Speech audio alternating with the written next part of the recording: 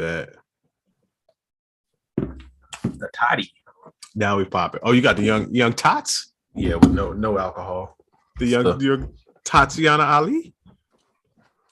Not that time. That was a good one. That would be a good one for a restaurant. Yeah. I got a toddy bar. We make different, they got different types of mules. Mm-hmm. Like, yeah, I got different types of toddies. Tatianas. The Tatia, try our new drink special with Tatiana Ali. That's fire, man. So we on here, man. Welcome to UnQuantized podcast, the number one podcast for producers ever created. Don't fact check it, just know that it's true. I am your co-host, Young Sound Oracle, and that guy over there in the great, magnificent baseball cap is Young Trizza. My name's Jeff, aka Scotty Drippin. Hey, you know what I mean? Yes, indeed. What that joint say? Make pardon great again? Nope. I'm sorry. It says Balenciaga. I don't know what you speak of. Yeah, Balenciaga. Hold on, man.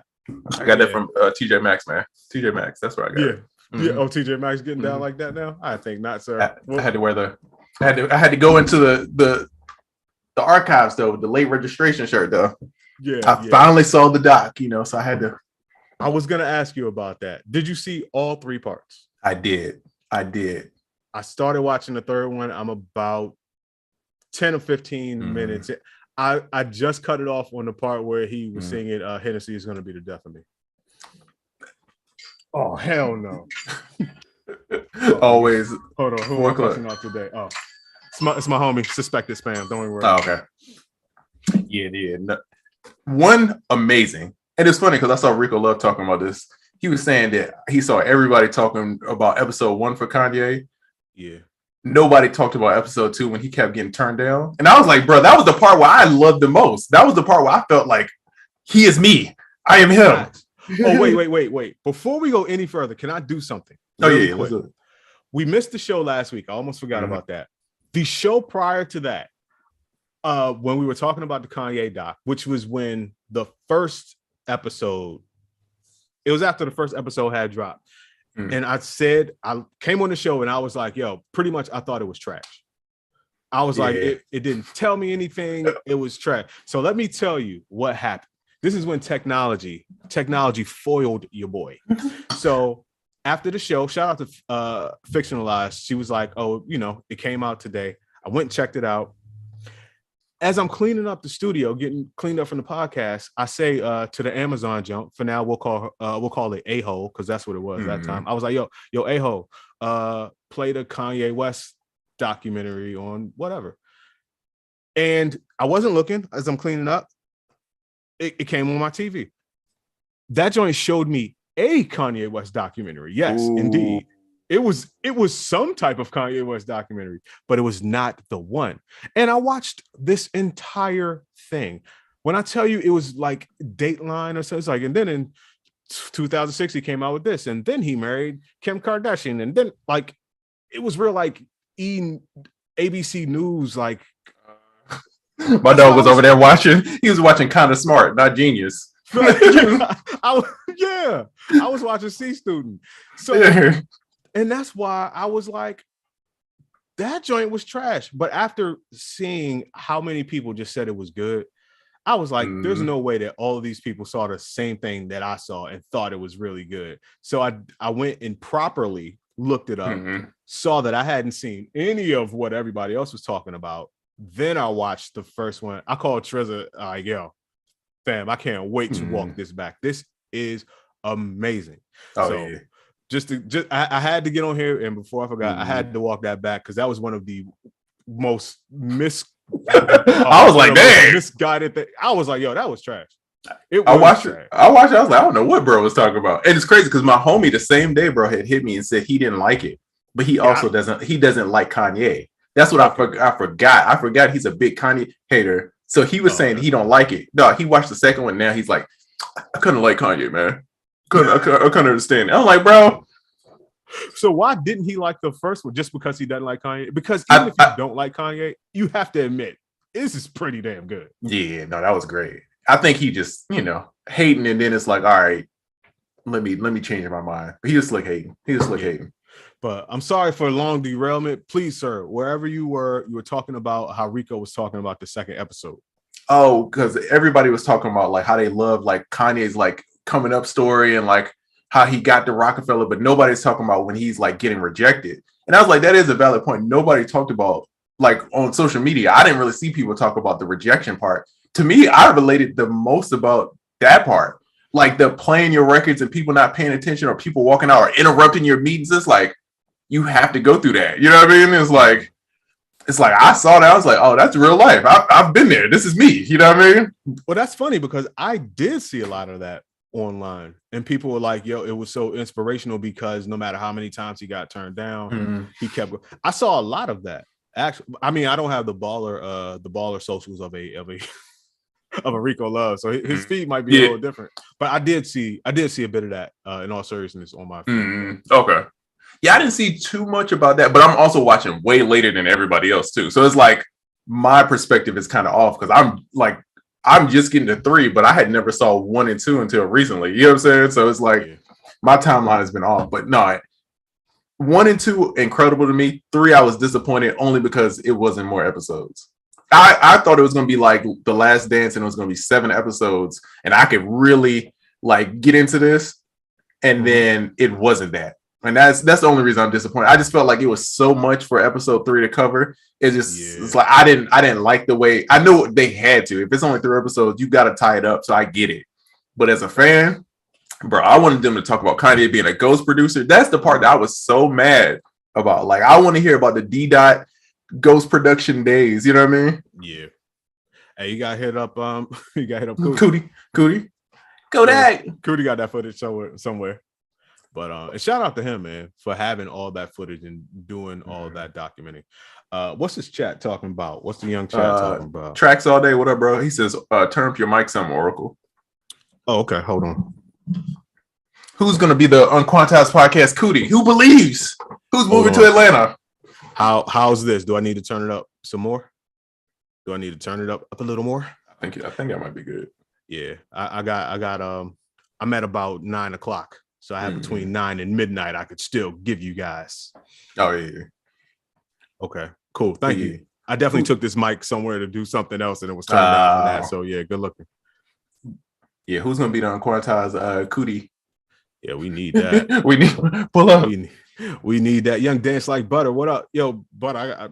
That's my guy. I gotta talk about that a little bit more too.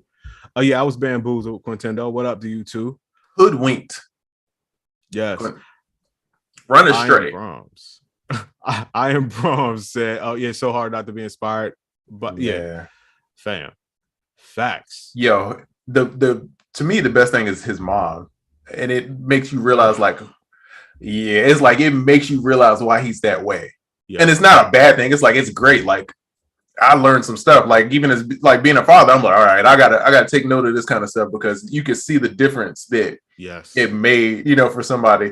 Her knowing the raps and like no, you need to do this verse. I'm like, yeah, that's ill, bro. Like, step it up, Dad. Come on, pops. Right, bro. It was dope, man. But at the same time, it was very, very sad, very sad because she kept them grounded and she kept them boosted equally, and it was just it was just sad to watch. I ain't gonna lie, you still a thug if you shed a tear. It's just a thug tear. I was a young Carl Thomas. Yeah, I was young emotional. You know what I mean? I definitely was. I thought you said your eyes was making the summer rain. No, that's points.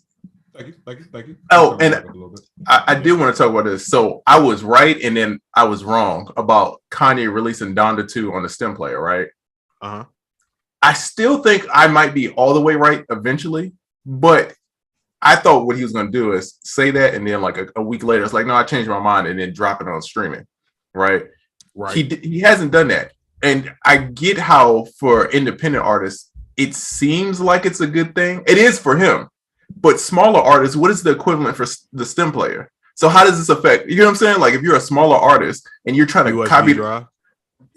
You know what I'm saying? Like, and then what do you do after the stem player? You always have to come up with something. So I don't feel like this is an answer to the problem. You get what I'm saying? It's like it's a temporary. It's cool, but it doesn't address the problem. And then everybody just took Kanye's album, and it was, I think, what did they do? They put it Wanye Kest is the name, the number one album, bro.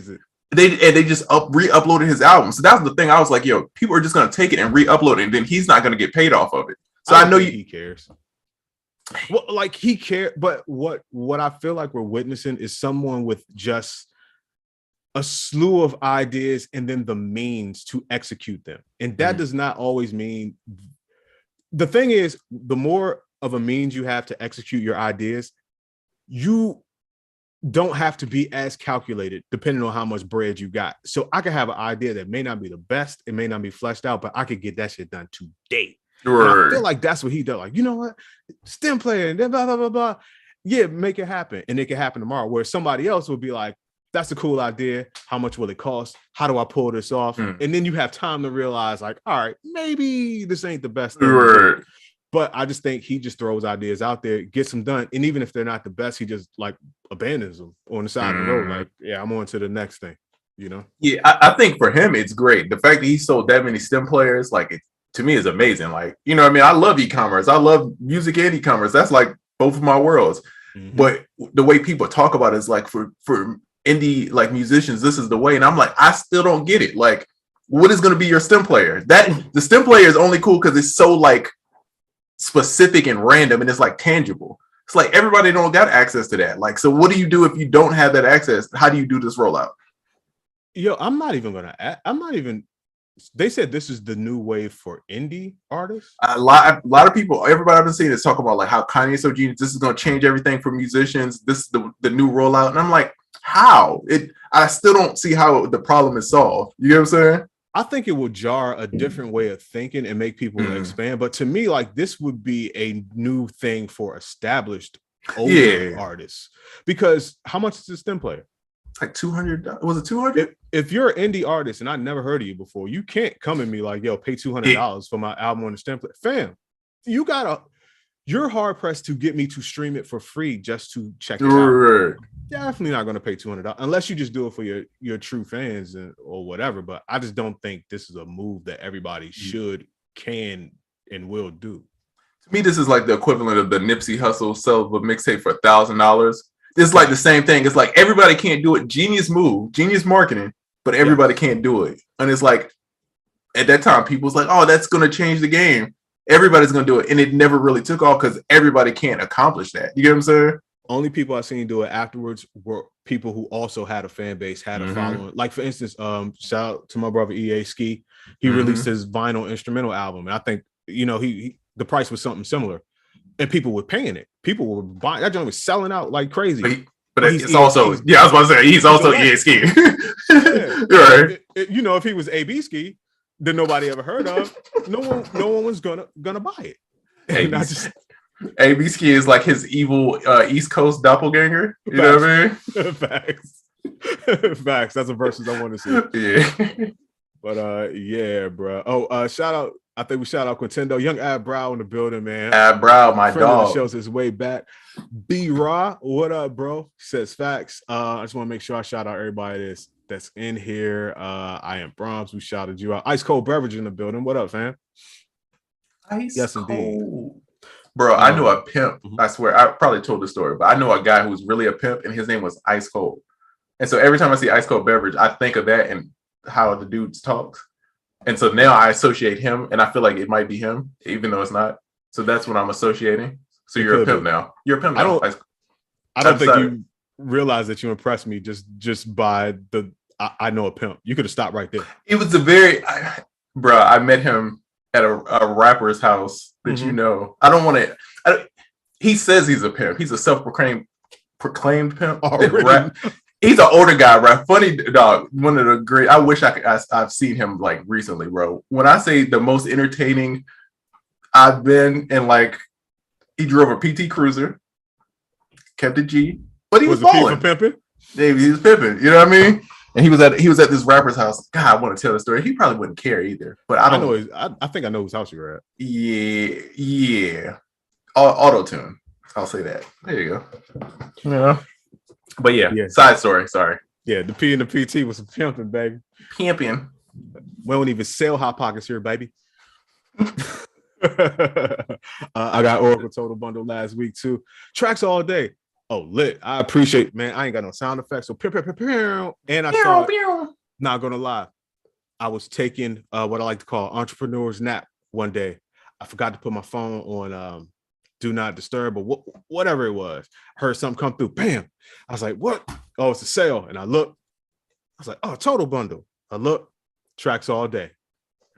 Tracks all day. Appreciate you, man. Appreciate you. DJ 912 in here. Yo, not gonna lie. You one day off from my birthday, man. I love the name. I love it. If you're a DJ 911, oh man. Rebrand. Yeah. All right. Let's see. Look, I just saw this article. Kanye West is the most streamed artist on Spotify, despite not releasing Donda 2 on a platform. This is that was the first thing I thought. I was like, yo, they're gonna take it and rip it, and everybody's gonna make money off of it except for him. And I get it proving a point, but at the same time, I don't know if I like that either. I don't know what the answer is, but I don't know if that you know what I mean? Do you think that he knew that was gonna happen? Because you can't not. Yeah, like we're smart people, but we're not. It's not like he's like, damn, I should have consulted them. I never saw this coming. These people will piece together songs from Instagram clips and make a full song so people can listen to. So Kanye, I knew immediately, soon as the first MP3 hits the internet, it's done for. You know what I'm saying? Everybody's gonna re-upload and it's done for. And then it's like, so the value, even for me, I still haven't heard the album, bro. Even though I know it's there, but it's like I feel like the impact of the album is taken away, even though I understand why, because Spotify, they, it's like a huge strike going on about the payment for songwriters and all of that. And like, so I understand. I just don't know business wise. I mean, he made millions of dollars. Who am I to say he's wrong? You know what I'm saying? But was that the play? Yeah, but I just don't understand it. How much, I guess if you're just making it without having to go through all these companies, you could just make a couple million real quick. And then, but like, the cost of good, it ain't like the stem players is free. So them joints got a margin on them. You know what I'm saying? It's like, I feel like we're missing his point. I'm trying to figure it out. He knows that it's just going to get ripped and be put online. And he knows that he can make a couple $1 million real quick with the stem player. But to somebody with X amount of billion, a couple $1 million, you're not really doing a lot just to get a couple $1 million. So I don't think that was the end goal. So I don't know what the end goal was. Also, you could be like, I just want to do this to show people what's possible. And while that does sound very lofty and heartwarming, I don't think that was it either. So I really just don't know what the point of the whole thing was. Unless he's pumping stem player and then you turn around and sell that whole company. Okay, now see, I'm thinking. Yeah, I didn't think that, but something like that. Yeah, see, that would be smart play because then you boost that up and then you could turn around and sell that for hundreds of millions of dollars, and then it's like there's a bigger play here that makes every bad thing that we're talking about non-existent once you see what the big play is. I hope so. Yeah. But then it's also Kanye, and Kanye just kind of do what Kanye want to do, which is great. You know what I mean? I love it. Yeah. So we'll see.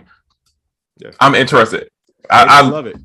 I do like that I enjoy that he's taking risks. You know what I mean? It's like, hey, you gotta switch it up. I just don't understand it, but I do enjoy that. Hey, I'm trying some new shit. Yeah. Got you. Okay, we'll see what we got in the chat. Immersive says, did you know that you could save multiple sequence arrangements in your MPC template? All you gotta do is duplicate and then make the track mutes for each sequence. Never thought of it, but yes, that makes good sense. Hey, shout out to you. Thank you so much. And anybody here that uses the MP, screenshot. Take them gems. Hey, thank you. See, that's what this is all about. That's what this is all about. Appreciate you. Gems all day. Adbrow says, y'all gotta check out my chair, man. Oh, you went and invested in a new setup? Man, what you got going on, bro? What you got going on? Yeah, he got hit with the emulators like the retro tapes. Yo, they hit that boy. They Facts. Swiper no swiping. Facts. Yo, you know they gonna have the bootleg stem players. Ooh, them joints gonna be janky. You already know. Oh wow. Ain't no isolated vocals. Them joints gonna be bleeding. Yo, I got a player so bad. So Reggie, that joint came with stems and seeds. The C player. That's a high level. That was a good one. That was a good one. I like that points. That was points. Yeah, and by the way, my high level joke line was a double on. Ooh, more points. More points. More points. I'm here. Okay, I'm charged. I'm charged up, baby. More points. More points. Here, baby. Let's see. Hey, how would you? I messed that all up. Hey, y'all. How can you start selling more beats? I just sold my first to a couple of word of mouth in my city, but I'm looking to expand on that. Well, I feel like we're going to be a broken record here, but we'll start with the basics. How much of it do you show people? How much of it do you put on social media, which we will talk about a little bit later on in the show? And also, the way that you got those in your city through word of mouth, do you know exactly how? Because it may be something there that you could double down on. Like if you sold a couple and they're like, yeah, I heard about it from Chris, and the other person's like, yeah, I heard about this from Chris. Yo, you might need to bring Chris on and have Chris hit up a couple more people. You know what I mean? Just double down on what works and then explore socials. I'm sure you've heard that before. But as much as we know that, very few of us do that. The whole social thing. So yeah. I say, man, go to where the clientele is. If you're doing more in-person stuff, where rappers at? Where the rappers with money? You know what I'm saying? Because it's a key difference. You know what I mean? Because it's rappers that's like aspiring, which is great too. If you're looking to build with something, cool, link with them. But if you're looking to get money, where are those rappers at? How do you get around those situations? You know what I'm saying? That's really what it's about, being in front of people. And the same thing with socials. Like, what forums? I said forums. I said forums like lanes, not like forums like forums. Right. But it sounded weird after I said that. But like, which lanes of like social like websites, where are the rappers at? And then how do you get in front of them there? That's what I would worry about first. And make sure the product is good. And then fire. Yeah. Good one. Yes, sir. So I have a rant during this show. I'm just gonna let you know. I'm gonna let all y'all know I have a rant during this show. And actually it's my rant, but I'm willing to bet it's you all's rant as well. Man, Randy Savage. So I can go into that right now, or I can go into Rick Ross cutting down trees. I'll let the chat decide. Both great topics. Either way, so I'll read going to happen on this show right now. So I'll let the chat decide. Yeah, I'll read a couple while they type in the chat. We'll see DJ Nantos says, I think he had a great idea, but I think as a start of a bigger conversation, I think he's way ahead of us. Hey man, if anybody could take an L on an album and not make money, it would probably be one of the richest people who happens to be a rapper. You know, so if anybody's gonna do it, I wouldn't recommend like a smaller rapper doing it because Atlanta gonna be like, get your ass up out of here. Yo, that's a fact. Off the label. Boot your ass out of there so fast. By the way, speaking of the richest people, Abrow said he has an LED chair, so that's different. He different. Yeah. So how do we redo the hierarchy of richest people? Is Abrow, Kanye West, Jay-Z? How does this go again? Yeah, I think maybe Jay-Z first. This age. Got you. You know what I mean? But I'll put Av. Yeah. Abrow up there. Yeah. We got one vote. Immersive. I know you typed it twice, but we got one vote for Rant and one vote for Rick Ross with the trees. Damn. We just need a tiebreaker in here. Yeah. But until we get the tiebreaker, yesterday I'm watching TV and I hear a commercial for Squarespace. And I said, damn, that voice is familiar. I got excited. My heart started beating fast before I even knew that I was listening to something and that was making my heart beat fast. And it was the commercial. And then it was the voice. No. I knew what you Then I looked, Andre 3000 doing a Squarespace commercial. And I'm like, yo, that's how you know you are a sought after guy. And you got one of the greatest voices and just inspire people. I heard his voice like in the background. My heart started beating like. You thought it was a new verse? Yes, I did. Andre verses be starting like poems. It started like, you be like, what is he about to do, man? What Andre about to go? My man said Sally sold seashells by the seashore. I was like, oh, he about to go crazy. He about to put these squares in their space. Oh my God. So, but it was dope to see it. And then maybe an hour later, same channel. I look again. I'm listening again. It's a commercial for Realtors.com. Big Boi. I said, ain't this something? Who the agent? Yeah, listen. So it's dope. It's a dope commercial. It's a dope campaign that Realtors.com got going on because the people like, now that we did such and such, we're finally able to buy a Big Boi house. And you see Big Boi like Big Boi waterfall, Big Boi crawl space, Big Boi countertop. Like it's that's dope. right. It's super dope. I just thought it was dope just in the same day. And this was on a news channel too. This was not on BET or VH1. This was on CNN. That both members of Outkast had commercials coming on. And I just felt good about that, bro. I felt really good about that. Yeah, no, that's crazy. Hey man, we in the content business, no longer the music business. You know what I mean? You ain't doing it if you ain't on the screen. Hey, you missing out. That's a fact. Ugh. Don't do that. Don't. That's not even my rant though. That's not my rant at all. Probably the best freestyle ever. You hit that Pusha T disgust. That I did.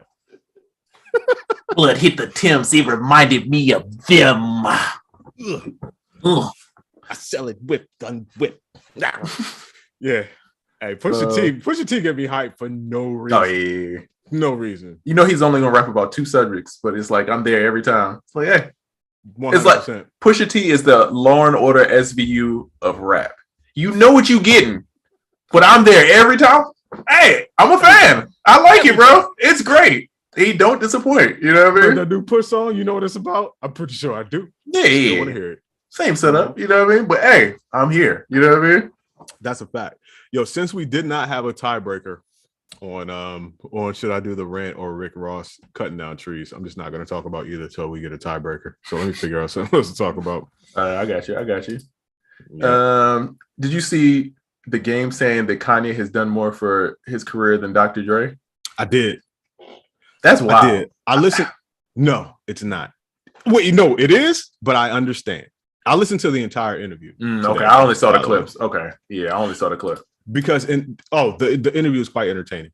But this is also the interview where Game, not only Game, but Whack 100 and a few other people were talking about Game.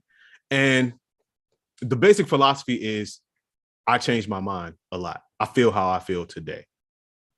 So if you in the same interview, he's talking about that. So after coming off of this with Kanye, I don't know what opportunities just opened up. And obviously he's inspired by Kanye. And he talked about how he heard Kanye tell Elon Musk that Game is what is inspiring him right now. So Kanye West got him boosted. Like Game is feeling really good. Kanye might introduce him to some people, told him about some plays to get some M's or some B's or something like that. And when is the last time that Game has maybe even talked to Dr. Dre or done anything with Dr. Dre? I can see that. So what I'm saying is probably like it's fresh. It's like, oh, I've never been in love like this before. Sure, you have. You fall in love like this every time, but you just happen to be on day 7 of this latest love. And I think that's what that statement was. The Game uses very abrasive sentences. It's like his sentences are never like the medium. It's like always the extreme. It's like, yeah, like, all right.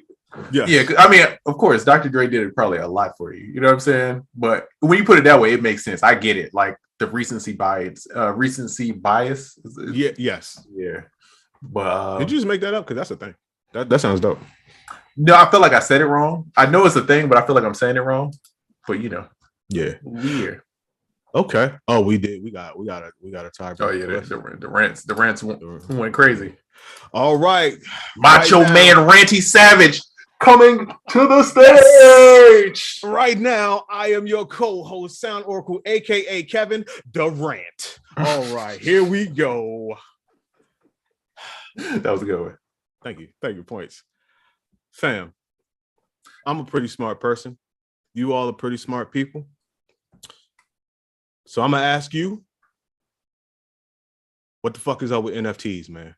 And I'm serious. I'm really serious this time. Okay. In our culture, we have a tendency to ridicule when we should educate.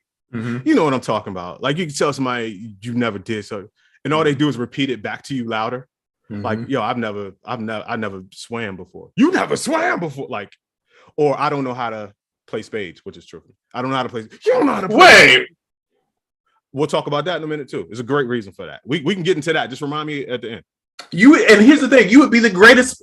You would be great at this. So I've heard. Come on, dog. So here's the thing. I understand what, and when I ask people what an NFT is, we know what it is. If you say non-fungible token to me, I'm gonna punch you in your damn face. It's a I know token. It's a non-fungible token. It's not fungible. I know where it can go, and when the whole metaverse takes off, and I know what it can be. But my question, my rant right now that no one can explain to me is, why the fuck are we stuck in this monkey picture phase? Why are people paying $5,000 for the picture of the same damn monkey in different clothes? And when I ask somebody to tell me why that is valuable, your reception is, hello? Your reception is bad. You can't tell me shit now, right? Fam, if I see one more picture of a monkey with different clothes on, same damn monkey, going for $8 billion, and nobody can tell me why this shit is valuable, I'm gonna flip this whole earth over. Like, why? First of all, why are we stalled at this monkey picture thing? Why? You know what? Okay, no, go ahead. Because I have an answer for you, but I want to go ahead. Yeah, and also, why is that the thing? Why is that worth $6,000? And I'm not hating on anybody that is doing this and making. I'm not mad at you at all. Obviously, you know some shit that a lot of us do not know. But I've asked this question several times throughout the week, and no one can seem to tell me what makes this. Oh, everybody could tell me everything else in the world until I ask you why this is valuable, and also how this is done by the average person. No one can answer that shit. Nobody. And I'm listen, I'm tired of it, bro. I'm tired of it, and I'm quite sure. And also in this culture, that's where I started off. When you don't know something, a lot of times you feel like, because everyone seems to be talking about it, that you should know about this, especially if you're of a certain. I feel like as a person, I feel like people expect me to know about NFTs, like everything about NFTs. And I'll be honest with you, I don't. Like, I know the basics, I kind of know, but like in terms of the stuff I'm talking about now, I don't know. And I know that 99% of you don't know either.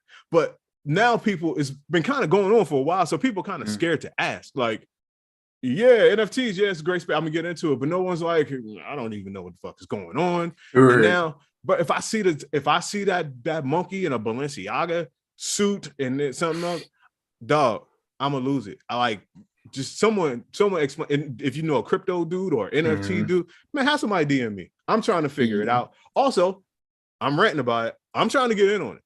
Maybe not the monkey pictures, but I'm trying to learn more about it. But I'm almost at my wit's end with asking people, because I get the, you know, when someone puts on that they know something, but then you ask them a real question and then they start to stuttering and stammering and all of a sudden they gotta go. I've been running into that. So I'm like, none of you motherfuckers understand what's going on. Nobody understands what's going on. So see, okay, let me explain to you how my friend, because remember, this whole time I've been trying to understand. I will hit busy like every 2 weeks, like, yo, I just ask him random questions about. I hit my homeboy. I got a friend who does well in NFTs. So the technology is great, right? But the reason why people do the monkey ones, they do the space. Space is the second one. It's monkeys first, space is second. Astronauts. It's like people are addicted to it. NFTs are the new Rolex. NFTs are the new midlife crisis Camaro, right? It's the Soho house, right? So when you buy the Bored Ape one, you don't just get the picture. It sounds crazy, but you get like a Discord with all the people in there. So a lot of it is like people want to be close to, like, be able to say, like, I'm in the same club with Eminem. I'm in the same club. That's what most of this is, bro. Most of it is like, it's a great technology that people have just taken right now, and they're either using to flip scams for a lot of it, like pump and dumps, which is a lot of it, or they're flexing. And they're trying to like show off that I have money and I'm into this new thing that's going to be the future, which it is going to be the future. But and that I do see and understand. Yeah. Yes. But it's just, I don't know if it's the the lack of straight answers, or just the sheer monkey pictures? Right, Rahul, if we have no content, why are you here? Peace. Yeah, you compared the NFT to a Rolex? Yes, I did. Or a Patek, or it's something that people are showing off, and it holds value. Would you compare art to a Rolex? Right, something that keeps value, people invest in. Come on, dog. Don't try to talk business and smart to me, dog. Come on, fam. Go tap dance on the trap door, man. I ain't here for this. We producers, but we're also intelligent, financially in business. So. Yes, come on, dog. If you don't like it, get out. Get out of here. Yeah. Get out of here. Exactly. Members only jackets. The digital members only jackets. Yeah. Okay. Okay. So I think you're looking for this is why I messed up. I was looking for a reason that revolved around how we think of stuff. And that's why I could never understand it. But when they told me, it's like, bro, a lot of this, it's two separate things. It's the greatness of it, and it's going to be like the future and how it works, and like all these companies that's being developed. And then it's the hood part of it, where it's like everybody's trying to put on chains and flex and then outdo each other on social networks. Like, oh, I got this as my picture. That's what a lot of it is. You know what I'm saying? And so once you understand it's two separate things, I feel like then it makes sense. Like, oh, okay. I just feel like it's at a weird, I don't want to use the word scammy, but it's at a weird stage where the value for what is being valued is not real. There are things that are valuable that would fall perfectly into this, but just what I see people flexing, like you said, or overvaluing is bullshit. And it just makes me side-eye the whole thing. Not the whole thing, but just to be like, fam, I understand what it is, but that's a picture of a monkey. That's a JPEG. Yeah. One day that picture is going to be replaced in a greater term with actual valuable things. But for right now, I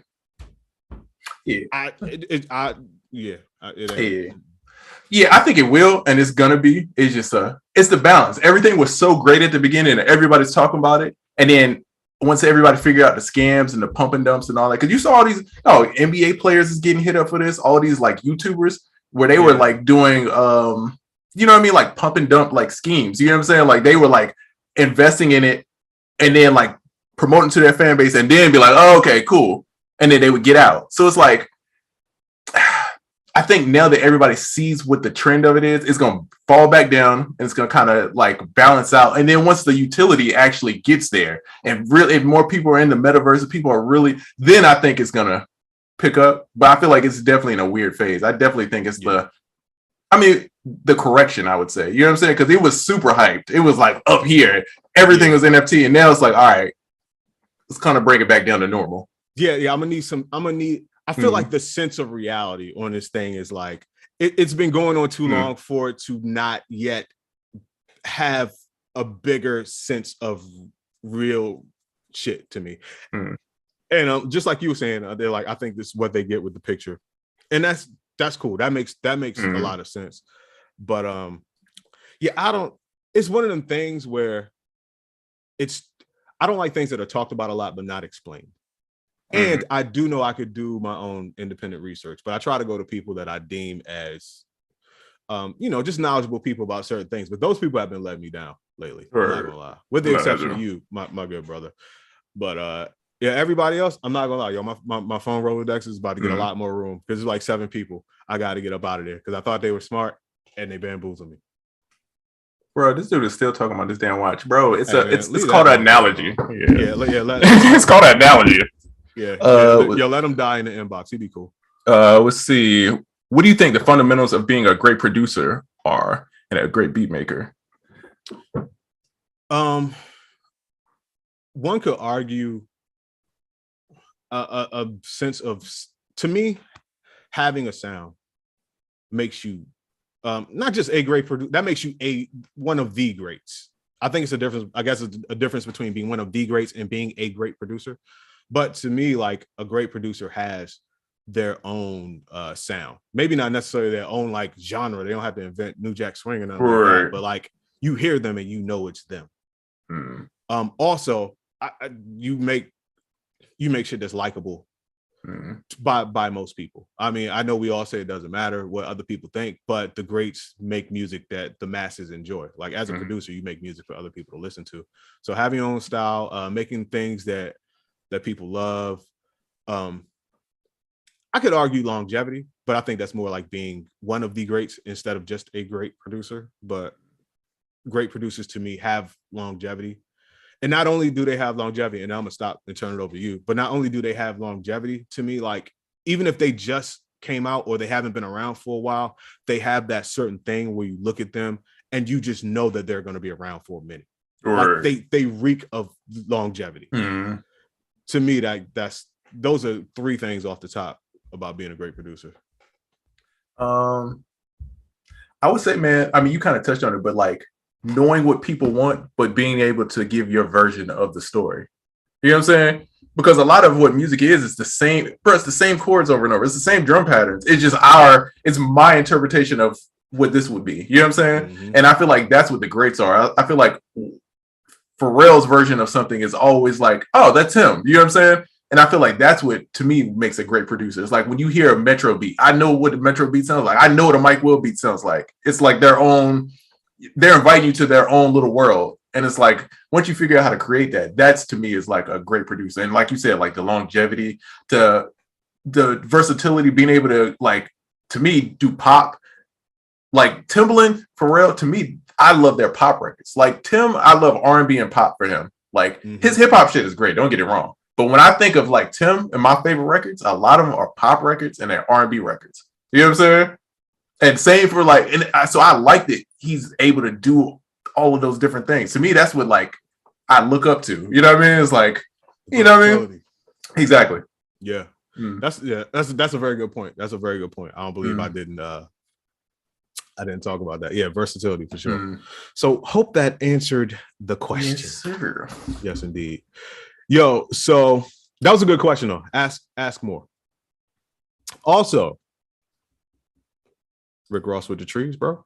Did you see that? I did. Shout out to Rick Ross. Because Rick Ross is the rich, cheap uncle. It's like he got money, but he gonna cut some corners when he can. I like it. Yeah. Nah. You know it's for the gram. Come on, dog. You know that was for the gram. Okay, here we go. And this is fun. I'm not mad. I'm not hating on Rick Ross. That was great. That was great. That was real entertaining. First of all, $1,000 a tree. I'm here to tell you that's an awesome price. Oh, really? That is an awesome price. As somebody with land with several trees on it, I've gotten a lot of estimates about getting trees cut down. $1,000 is about right. Now, while he was right with you could get a saw, you could cut down a tree. Number one, you got to know how to cut down a tree. It's not. Yeah, it's not like it's not a dangerous thing that you're about to. Oh, I've seen people mess it up. I've seen people really mess it up. First of all, I don't know how to cut down a tree. Like I'm not a guy, but I know you need a wedge cut. I don't even think that tree had a wedge cut in it. Also, Rick Ross has a lot of land. Most people that want trees cut down, that tree is closer than crib. Yeah. Rick Ross that tree could have fell wherever. It wouldn't hit nothing but ground. But the reason why I say $1,000 a tree is really good. I don't know what Ross had to do with that land, but those people, after they knock that tree down, they also chop it up, grind up the stump, and remove it. When you cut that tree down and it hit the ground, that's like not even half of what you have. Oh yeah, the stump is the hard. Yeah, to grind up a stump is crazy. And also to remove that tree off the land if you have to, and I'm imagining you do, that's no small task physically. And that it costs money. So while I do understand the video, $1,000 a tree was not bad. Do I believe Rick Ross really cut down that tree? Not really. But like you said, it was for the gram and it was good. It was a good message and it did get the entrepreneurial like juices going. Right. Shout out to Rick Ross, man. Hey man, it's content business. You gotta tell that story. Hey, my daughter said, "Hey, I gotta tell a story." He probably was like, as soon as he finished, he's like that reporter. It's like bugs flying in my mouth. KC piling. Damn, I got bark on my Sachi. How do you get sawdust out of fur? How do you get sawdust out of fur? Man, pass me some Bel Air. Oh man, that's hilarious, man. DJ 912 says Pharrell making trap beats. Would it work or stay in your lane so you could dominate? Bro, Pharrell makes trap beats. I can tell you a bunch of songs that are trap beats from Pharrell. Oh yeah, there's some songs that are trap-ish, kind of like hybridy trap. Yo, that I can do anything joint on the Carters with the weird chords. To me, that's trappy. It's super trappy. I mean, even from that project, the Stack My Money Fast and Go, the Migos one, the one the Migos wrote. Oh, 100%. Yeah, that's yeah. Yeah, exactly. And it's crazy because it's like one of them songs that I knew the Migos wrote. You could hear it, but until I heard the demo, I was like, "Oh snap! It is." Shout out to Offset, my favorite Migo. You know what I mean? Yep. I got a Kanan special, just like it's the cereal. Yo, not for nothing. Amigos is dope. Oh, your boy Raul, he came back around. He showed us love about our backgrounds. Thank you, bro. Thank you. But anyway, yo, the Migos kind of tough, man. Not kind of tough. Wait, not even kind of. Migos tough. Yeah. Migos are tough. Dare I say, and throw the tomatoes if you want. Migos are like the trap modern, like almost like a trap modern Run DMC type to me. I can see. Like with because they the do energy, a lot of routine, routine stuff. They don't do so much the Run DMC, Epmd, like I start the line, you finish the line. But just even kind of with the ad libs though. Like I don't know, and sometimes they do. Run DMC vibe. I do. I love the tech and tag like verses. Like when they spaz and then like they tag each other in. Like all right, you say, brother, them verses be that's what I do. Very Run DMC, very EPMD, very Trigger the Gambler, Smooth the Hustler, all that stuff. Like they're just the modern version of that. And not for nothing, they are awesome at it. Awesome, and they got bars. They're not necessarily punchline rappers, even though if you listen closely, there's a lot of that in there. Migos got bars. For people I know people talk about mumble rapping and all that type of stuff. Like Migos ain't that. Migos got not at all. Bars, fam. Bars. Right. Even I will argue. Mumble rap is fire, bro. I was arguing with somebody because Young Thug's verse on Pushin' P, he just mumbles the first line. That's when I knew the song was gonna be great. I was like, oh, he about to spaz. When somebody don't even say a word, they just mumble it at the beginning. It's like, oh, he about to go crazy. This is the verse for me. Oh, this is different. Yeah. But going back to DJ 912, when he said Pharrell making trap beats, I think the key thing with having your own sound is being able to take that, and that's the hard part, is being able to take that sound. And like if you listen to the Neptunes use the same sounds for their pop beats, their rap beats.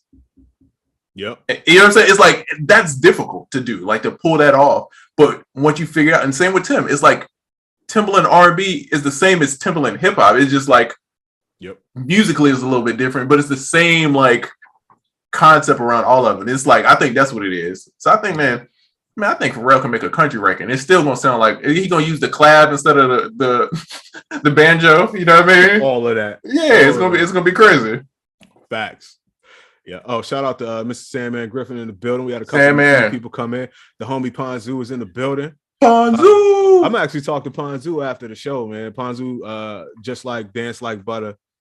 You know, they've been assisting me with the newness going on and focus grouping and all that type of stuff, man. So shout out to y'all guys. Y'all are amazing. It's great. I need to apologize to all my LA homies because I realize what happens is they text me and then I be wanting to text them back in the morning. And it'd be like, I'm on dad time. You know what I mean? So I'm up at 7 in the morning. So I'd be ready to text back. And then I'd be like, I'm going to wait. And then I forget to text people back. Ponzu, he was at the selection joint. I was sick. I ain't even going to front. I ain't been so jealous in a minute. I seen that joint. I was like, damn it. Those your peoples. Yeah. Ice Cold Beverage says, thoughts on going Daw-less? Just MPC, vinyl, and synths. I'm considering going that route for a while just to get away from the computer. Fam, do it. Do it. I'm not mad, bro. That is going to be a fun time. It's something about getting away from the computer, just being in that machine and just, I don't know, a Daw-less experience is the most fun production experience that I've ever had. You know, and I have several setups in here. Some are Daw-less and some are not. The Daw-less ones, always the best. However, it's fun to make stuff, but when it's time to track out and all of that type of stuff, like you realize how much the conveniences of modern technology have been ingrained in your workflow. But saying all that to say, the workflow in a Daw-less setup is fast up until the very end. Then it is painstakingly slow and sometimes difficult if you don't have a system laid out. But I still encourage you. To do it. And now it's equipment out now. Like I think the SP 2400. I know the Roland SP 404 that I'm gonna die waiting for. Things like that. They kind of combine the best of both worlds because you get a fast Daw-less setup, and they now start paying attention to exporting to computer. So they make that really easy. Like either it's via USB or whatever. But either way, no matter what MPC you have, whether it's a newer one or older one, I say do it, and do it for more than a few days. Do it for more than a week. Do it for like 2-3 weeks if you can, and let us know your experience.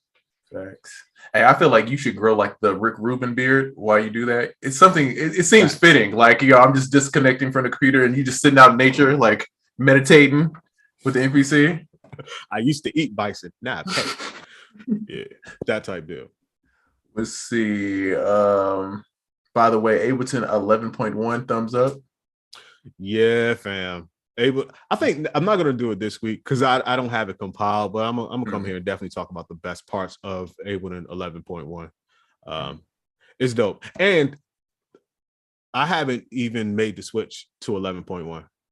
I'm on 11.0.12 still, only because 11.1.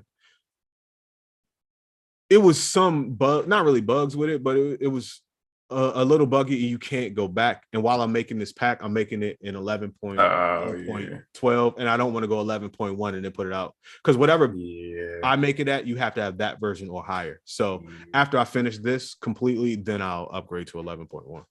Yeah, that's when it gets a little tricky. This one get a little tricky, y'all. See, I love Ableton, but I had the most fun when I was producing on the MV8000. Boy, I believe it. Almost anything that is not a DAW is fun. Yeah, it's very few pieces of machinery or whatever that I produced on that I didn't think was hella fun. Like I have a love for the Renaissance, even though the Renaissance is, I know it's like, yeah, it's cool. You know what I mean? Before its time, oh man, you couldn't tell me about the Renaissance, dog. I used to love that thing. Dog, you used to jam out. If you go back to our old beat making videos, Trezor be on the Renaissance, bro. I wouldn't even touch the native stuff. Oh no, yeah. You wasn't touching get this pish posh. The machine or the push or none of that. He's right over there on that Renaissance with the 808s going. Stupid. Away with these bitches. How they say in Baltimore? You going stupid. Stupid, Slim. Hey, excuse me, beautiful. You going stupid. 222. 222, stupid. I wanted to call you so bad, but I feel like I don't want to always make the DMV jokes all the time. Nah, it's pretty good. I love it. Did you hear that they actually made that joke? Schultz referred to that on Flagrant. I was like, there you go. Oh, yeah, I do remember that. Wait a 222.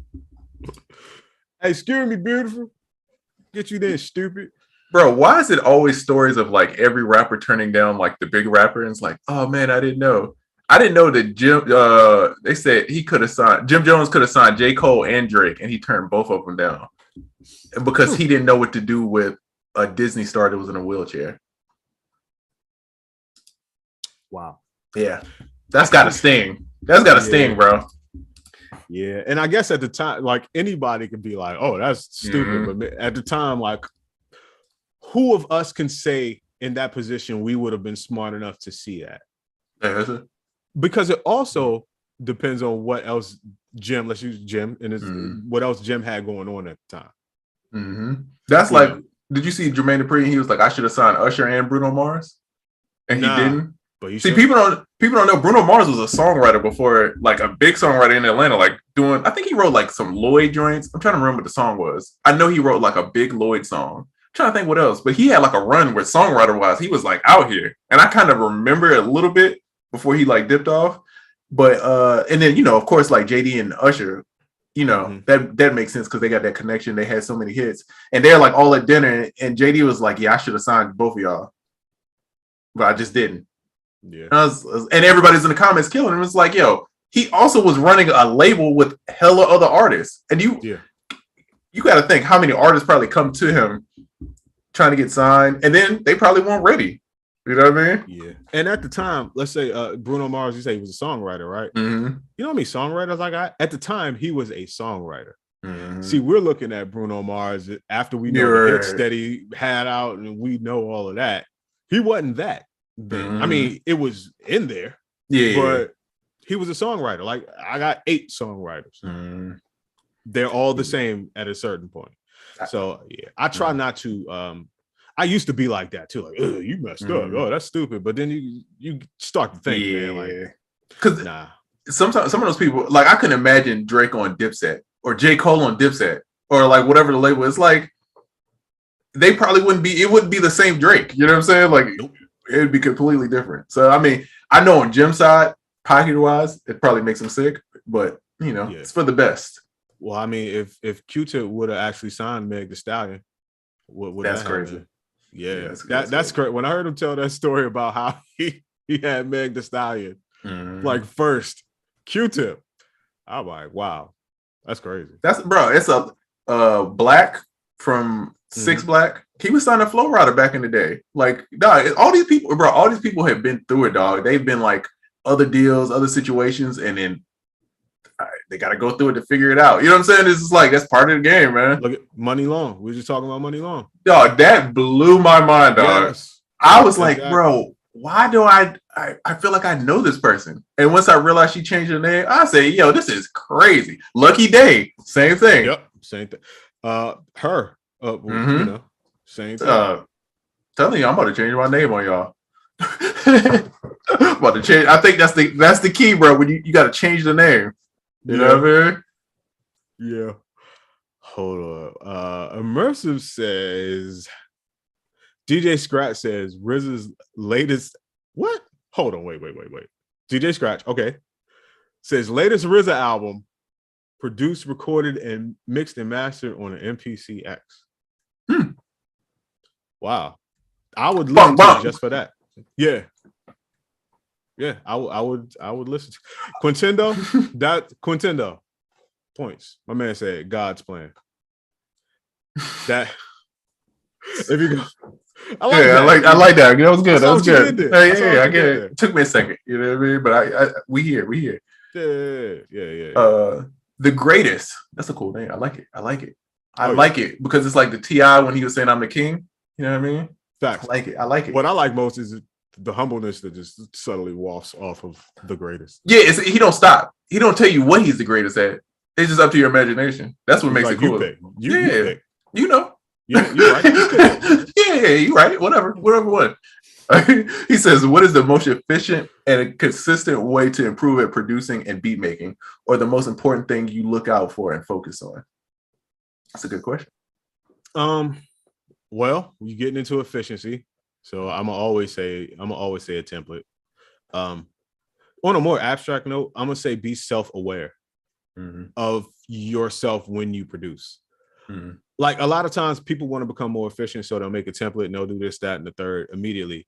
But what I suggest is that you just kind of do what you do, how you normally do it, and just kind of like mentally be aware of how long you take doing certain things, or just like certain things that may be difficult, and then double down on like straightening out or making those specific areas more efficient.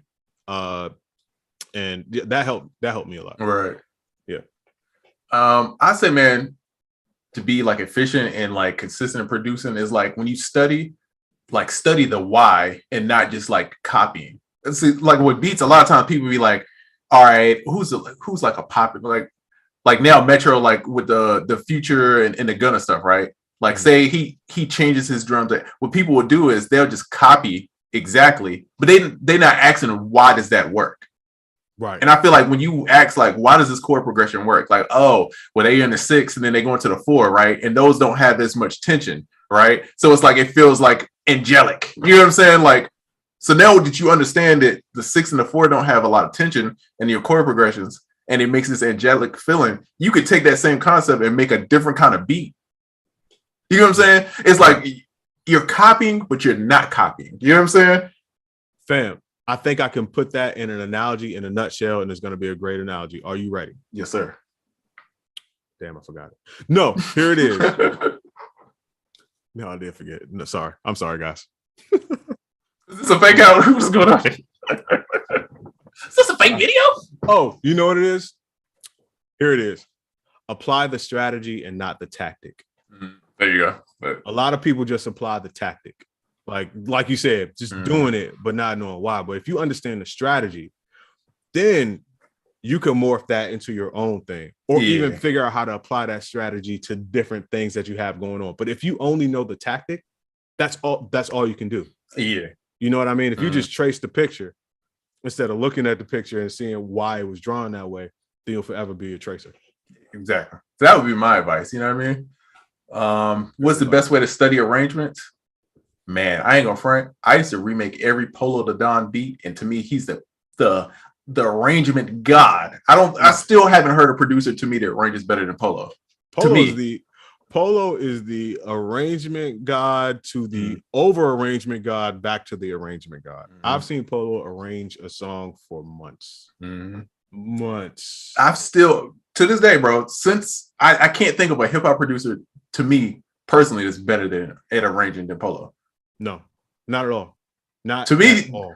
I mean, he's great at a lot of stuff, but to me, that's a strong suit. Like his arrangement game is so crazy to me, dog. And I learned so much about production just listening to the albums and like why he plays certain stuff here and like adding certain stuff, taking away, and like, oh, like if you take away the kick on the verse and just the 808s goes like, oh, this is that feel they give you. Oh, if you do this here. So I think it's just a lot of like trying different stuff and then understanding the feeling and why it gives you this feeling. And once you do that, you could, again, the same thing. It's like, you can kind of swap it out, you know what I mean? But just understanding why this feels this way, pause. I can see how that could be clipped out of context. Pause, you know what I mean? Pause. You got to be careful on the internet, you know what I mean? But yeah, that's what I would do with arrangements. Just study. I mean, even if you don't remake it, just be like, okay, on this song, the hook has this stuff in here versus they have this. Yes. Right? What's the difference? What did they take away? What did they add? Yes. Did they change octaves? Did they do, you know what I mean? So, are they switching like, did they go from the piano to the synth? Like, it's all these little stuff that he's like, oh, okay. Yeah. That's one thing I learned from Polo, just the years working with him. A lot of like the same melody, but the instruments get switched out. Stacked, switched out, all of that stuff. Like, oh, there was a song. Cheer. The joint that did Polo, Gucci Man. Brown, Gucci Man, and Lil Wayne and whoever. There's a sample. It's like an Arabic sample that we use, and then like half back and forth throughout the song, the main melody is played in the sample, but then it's played in this synth, and then it goes back to being played by the sample, then back to being played by the synth, and it's almost like seamless. But I learned a lot of that from Polo too, just instrument switching. And I got a lot of that from Jay, who was like, you know, he was Polo's engineer at the time when I was working. So Jay was doing a lot of that stuff too. Yeah. So it's like I wasn't like there with Polo, like learning stuff, but Jay would be like, bro, like, no, stack this, layer this, like, this is how you make it different, like, you know. And it's like you don't think of like putting the same melody and put another sound on top of it makes such a difference. But it's like if you got such a solid melody, you don't need to. Sometimes counter melodies take away from how good the melody is. Sometimes it's like too much going on, and you just kind of want that to stand, you know. Facts, man. That you said, I ain't gonna lie, I'm grateful. I'm having a grateful moment real quick because you mentioned something. He was like, you wasn't around Polo, but you learned from Jay, and I realized for years I was around Jay and Polo at the same time. Also at the same time around Timbaland and Dr. Dre, all like every day. And I just gotta reflect. He was hitting licks, devious licks. He was around the goats. Oh yeah. Oh man, yeah, for sure. I was running it up, but that was just a position that not a lot of people could be in, or something like that. So I'm just grateful, just having a reflective moment. Y'all just happen to be here with me. Oh, one more thing about arrangements. I feel like I'm good at arrangements. One, studying Polo and like Jay, but songwriters, like making songs from scratch. Because it's weird, bro. Because again, when I tell people, like, sometimes I just make the bare minimum idea. Like, it'd be like chords, hi-hat, and maybe an 808 just to get the bounce. And I'm trying to send it off. A lot of times I don't want to overdo it because I know somebody's going to write to it and it's going to change the direction that I would have gone. Sometimes if you put too much stuff in it, you're forcing them to kind of go away, which is cool sometimes. Sometimes I want to leave it open for the songwriter to kind of do the thing and then build around it. And that teaches you a lot too. Having to post-produce is, to me, post-production is harder than making the idea because you're kind of limited.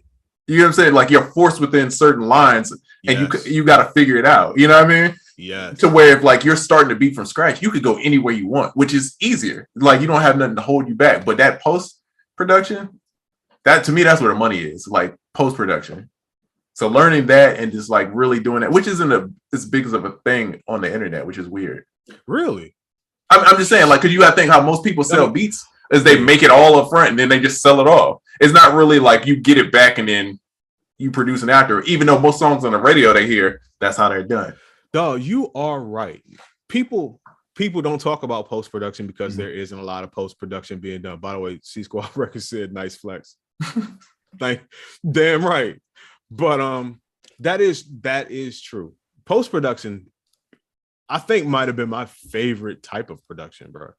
The song we just mentioned, Cheer, that was post-production for me.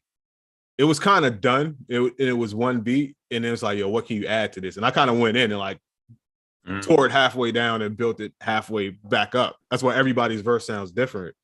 But it was those types of things because it gave me a chance to like go crazy and show up without having the burden, I use that term loosely, of having to come up with the main thing. You know what I mean? Like, it's already there. You're just icing. Like, yo, what's the sweetest icing you could put on this? And I'm like, oh, this cake is about to be 90% icing. Right. Yeah.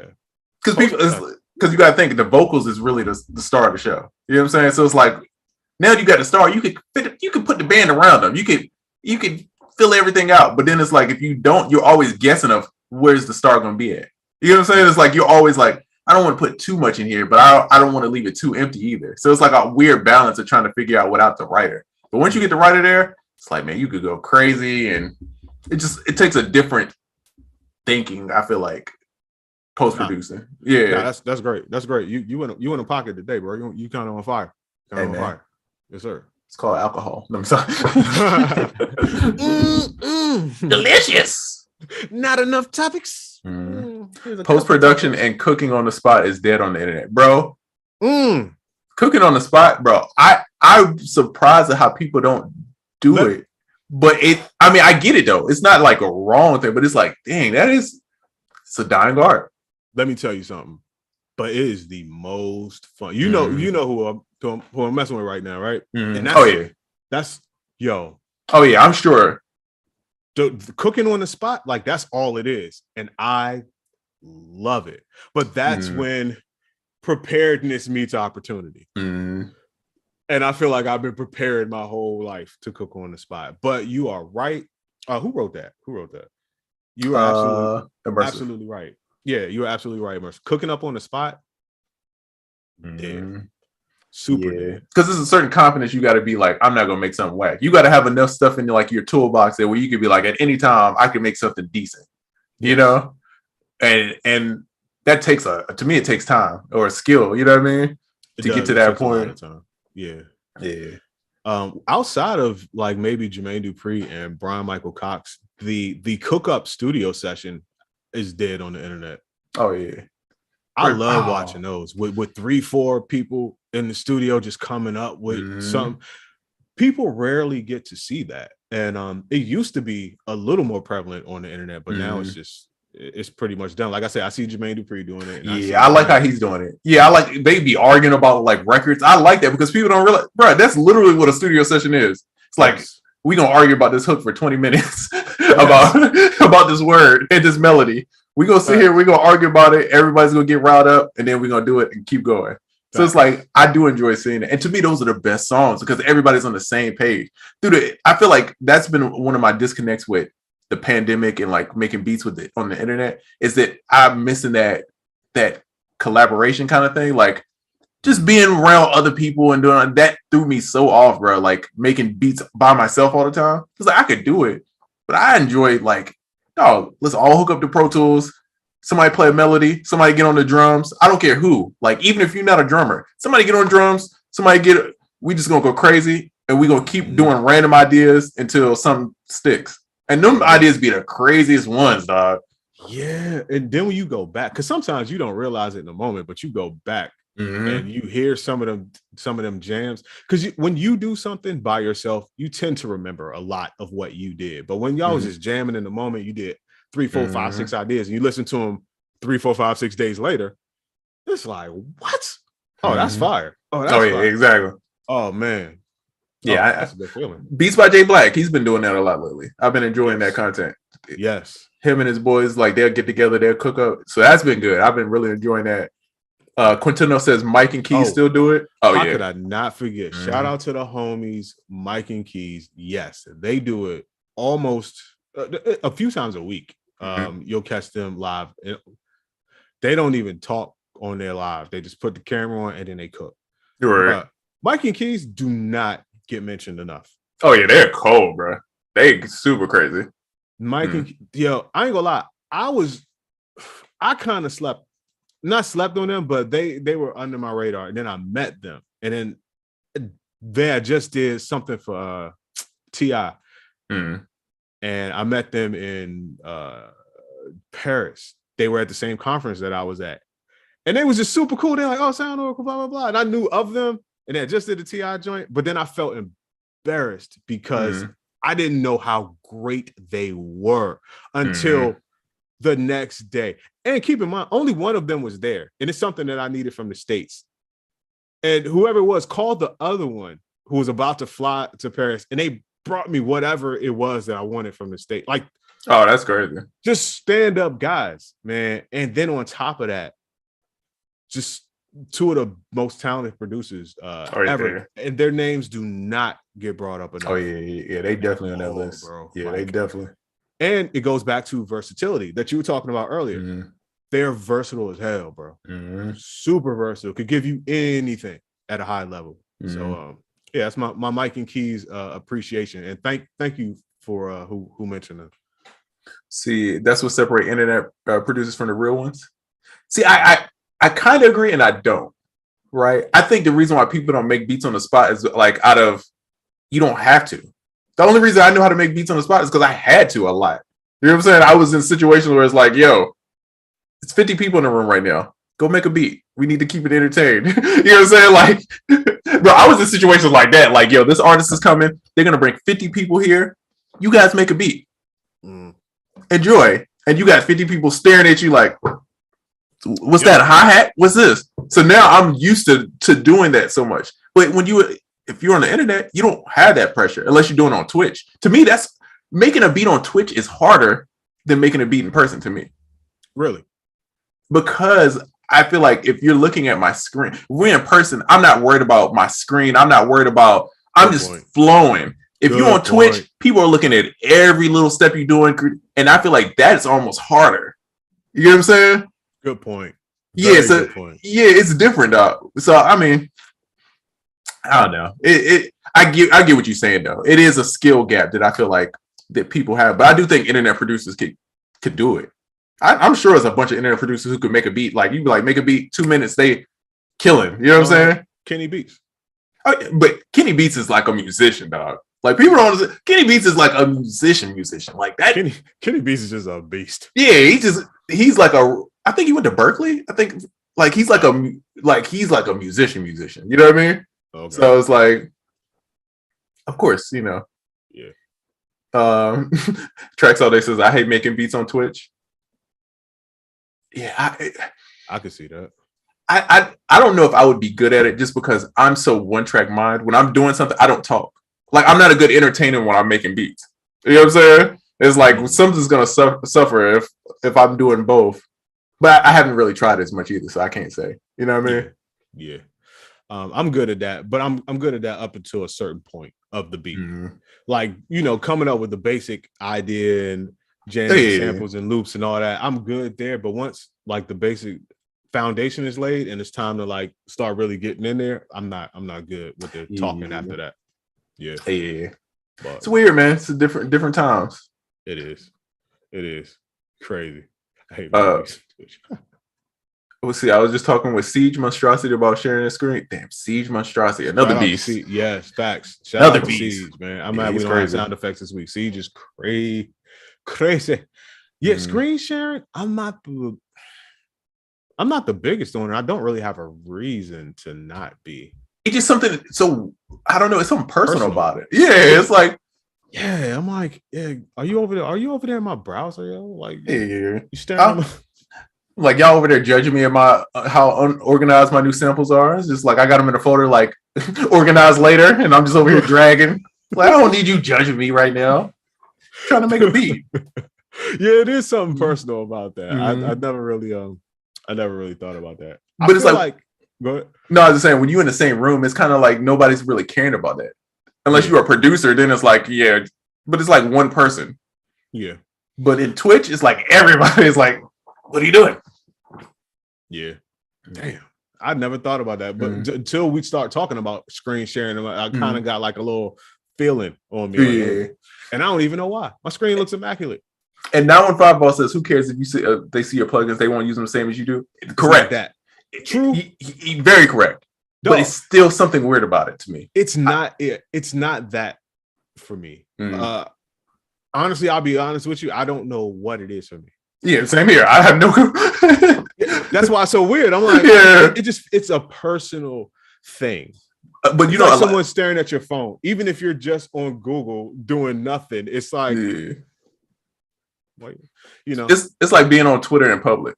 It's like 9 times out of 10, it's a safe bet, but you never know. You know what I mean? You could scroll on Twitter. It could go left quick. You know what I mean? Right. It's the Tumblr. You know what I mean? I don't know. And I will say this too.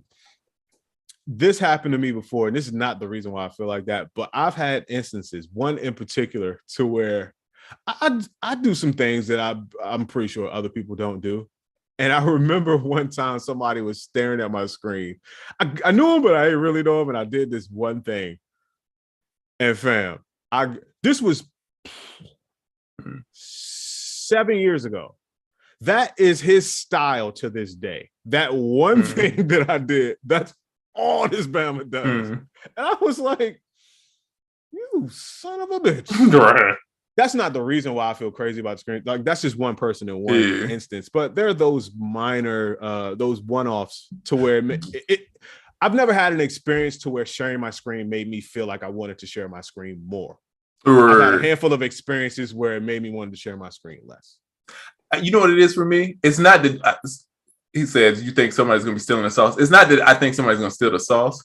I think it's the intention, right? If you're in person with somebody, 9 times out of 10, you making beats, the intention is to make a song, right? The intention is we're going to vibe out, we making a beat, everybody's having a good time. The internet is not that. Some people are there, and some people come on Twitch, they're there for the vibe, but there is some people that's like there specifically to critique, right? So it's like, I feel like for me, that's what the weirdness is. It's like the intentions of like why I don't know. And again, it's probably something personal with me that I just got to do it. I haven't really been on Twitch making beats like that. So it's like probably something I need to try. I probably will try it. You know what I mean? But I don't know. It's weird, bro. I don't know why that is such a weird thing. And now that we talk about it, I'm like, why is this weird? Is it a valid feeling, or is it just simply something for us to get over? It might be something for us to get over. I'm not even. It might be something that I just got to get over. Yeah, I had the one sauce stealing incident, but that was one of like hundreds of thousands of times where people have been in the studio to see my. So it's not that. Like, it's just when you make the sauce, I'm not worried about stealing the sauce because this is always a new sauce. It's a ragu factory. Yeah, we can. Prego. You like basil? Let's throw a little basil in there. Let's switch it up. You know, I'm not worried about that. I don't know what I'm worried about. Good point. You know what it is? We've uncovered something. This is like therapy. Thanks, guys. Thanks, Chad. Yes, sir. You know what it is? I think it's the pressure. I like making beats where I don't feel like I have to do something. Like a lot of times when I make beats, it's like it's no pressure. I try not to, even if it's for a placement. I try not to think of it like that because I feel like I mess myself up and I stress about it. Yeah. You know what I'm saying? Yeah. But if I just like, all right, I'm gonna make, like Jay used to always tell me, make something good, it'll find a home. So that's what my approach is. And I feel like if I'm on Twitch making beats, then I'm trying to make something to impress people, even though I just want to vibe out. Also a good point. And me vibing out is sometimes weird. Sometimes I'll make 5 beats to get to that one that don't make no sense. And then I'll find one thing I'm looking for. And it's like, oh, okay, yeah, and we here. And then it'll come out jamming. So I guess I just got to be cool with the process. You know what I mean? Well, you uncover something else too. Your process really depends on how entertaining or good you are on something like Twitch. Because like you said, some people have a weird process to where it's just do greatness. Or I've similar to that, but not that. I've seen Tim make a million beats. And sometimes Tim would make a beat to where for the first however long, you like, what in the world? But you know it's Tim. Yeah, you got paid. You almost at first it's a throw off. If you didn't know, you'd be like, I don't know. But then you start watching it because you're like, I know this is good. It's a point where it all comes together. It'll be like one sound and it'll tie everything together. But what came prior to that, you're like, I have no clue what is happening. Yeah. Some people have that in a different way. Like you said, you may make 4 or 5 trash beats before you get in the flow and make that one. You don't want to be on Twitch doing that because no one's going to stick around through your 4 or 5 trash beats. That's facts. You know what I mean? So I guess it depends on your style. But yeah, that Tim thing, like I said, it was never trash. It was never trash, but it would be so confusing until, like I said, it would just, do you learn to wait for the moment and it would just be that moment. You'll be like, that's crazy. That's all you can say. Like, fam, that's crazy how that all came together. Because right before that one point where you did like that, I had no. It was a little shaky. It was a little shaky. I didn't know what was going on. Yeah, no, that's real. Yeah. Okay, 915 Ball says, I feel like certain people like Southside can't show their screen because too many people will copy him. Yo, I ain't gonna front. That's a good point. Yeah, I wonder how Southside feels, right? Because at a point, it's got to be flattering that I've influenced the producer community. Everybody wants to copy me.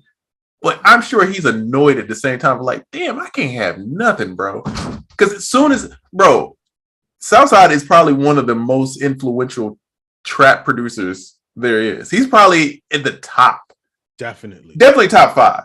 Definitely. Top 3, maybe. Oh, top 3, I don't know. Because you got it's a lot of people you got to put in there. Zaytoven's like probably number 1. I don't know. But we can get into that debate later. But he's up there, bro. And so I don't know, man. I feel what you're saying. Yeah, certain producers like that, I guarantee you, like if you look at their hands and then roll up their sleeves and look at their arm, bite marks, number bite marks. Bro, people were using the 808 Mafia tag and wanted 808. I was like, why are you using this man's tag? All the time, bro. Yeah, and it was like a thing. That's how you know how like popping he was. I mean, he is. I don't want to say he was. Like he's still killing it. But it's like, man. So I hey, good point. I could definitely, you know. Yeah. I guess you could do a Twitch stream where it's more on the camera and then you could just, but I feel like people don't want to see that screen though. I feel like people if you're doing it for producers, they're gonna want to see that screen. They ain't gonna want to look at you. Yeah. Yeah, I honestly rather stick to my own screen as opposed to staring at someone else's screen. I might get discouraged. That's also a good point. But yeah. Yeah, it's some screen watchers out there. Damn, I just felt like we went through therapy. I just unpacked something. We did. Damn. Yeah. We unpack the same subject in more depth next week. BetterHelp.com. Oh, guys, how much I owe you? Ooh, we should start like a producer therapy thing, and it's like we just help people unpack like their producer trauma. Like, there you go. We got to start inviting people to the couch. It's like you can make beats in the key of G. Okay, the transposition is in your mind. Okay, you can do it. You could go from D flat to G. Okay, yeah, it's the same chords. You just got to adjust your fingers. You know what I mean? Help people get over the mental hurdle of going using flats instead of sharps. You know. Ooh, or I had thought of something that I need your help with. Right. Okay, you ready for this? Sure. You know that girl? She dropped a song that that everywhere is not Atlanta. Yes. You know what I mean? Like Clayco is not Atlanta. Yeah. I had a long conversation about this yesterday. We need the producer equivalent, right? To where we could go and diss all the dolls. It's got to be the dolls, or it's got to be, you know what I'm saying? Like, I just got to figure out what it is. You know what I mean? But it's like, you know what I mean? I think we could pull that off, bro. I just got to think, what is it that they're not? You know what I'm saying? What is it that in the producer community that somebody cannot be? Not a banger? Not wait, hold on. It's not a, you're not a, yeah.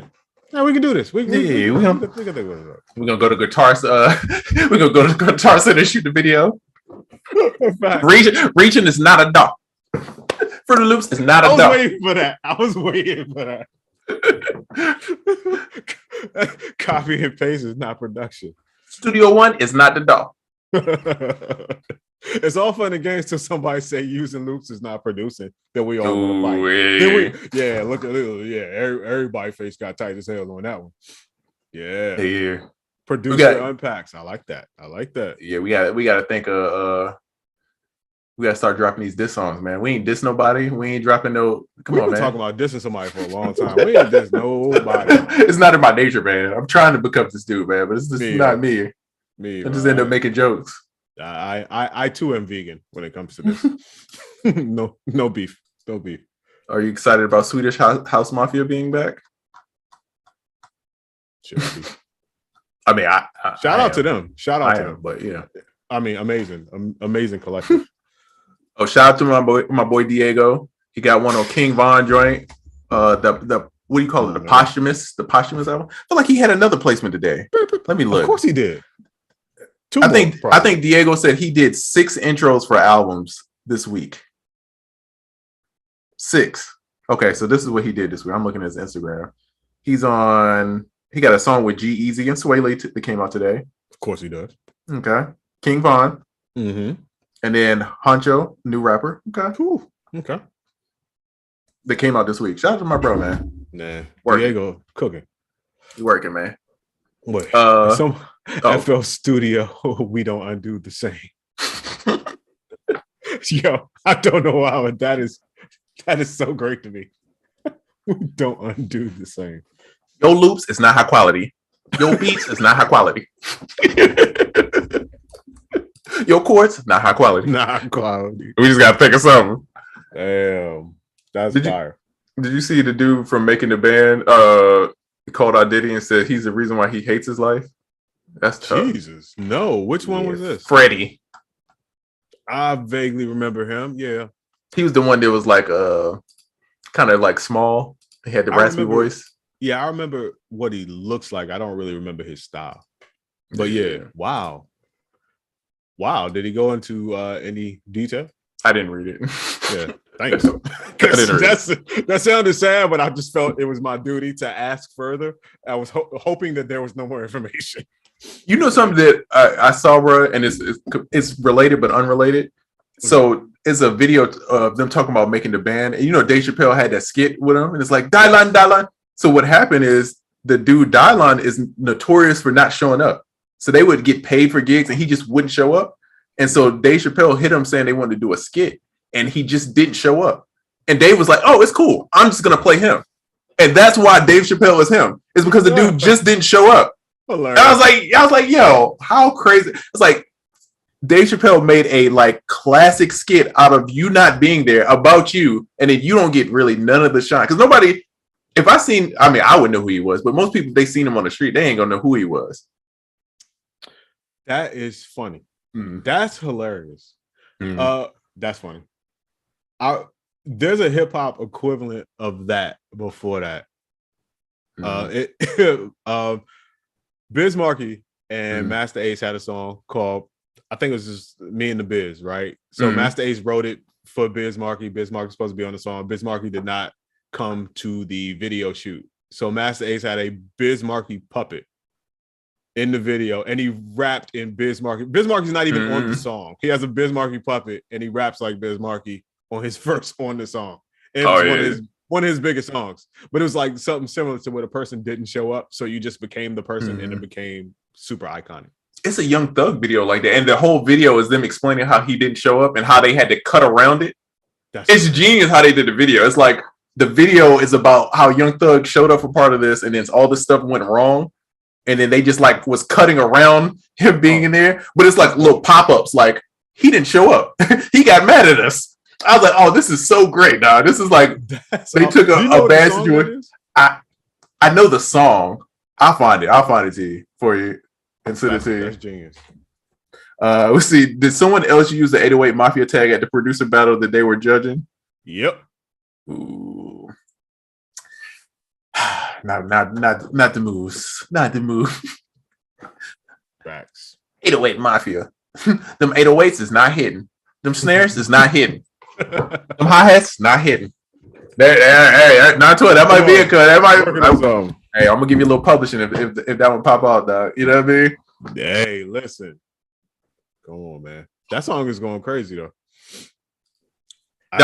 She named everywhere I lived. You know, here's the funniest part. She's filming it in Cobb County, which is not Atlanta. Not Atlanta. You know, I tell you what, all the places that are Atlanta, none of them are Atlanta. Like, there's Atlanta, and then there's all the other places that you just assume are Atlanta. Which is crazy. I've only lived in Atlanta since I've been here.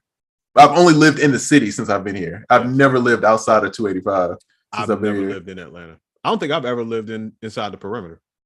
And that's definitely that's a whole Atlanta term right there.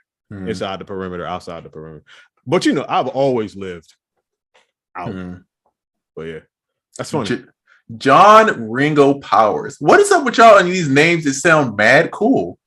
I feel like if you don't play in a band, if you don't do something cool, bro, with that name, John Ringo Powers. First of all, you got the Beatles names. That's what I'm saying.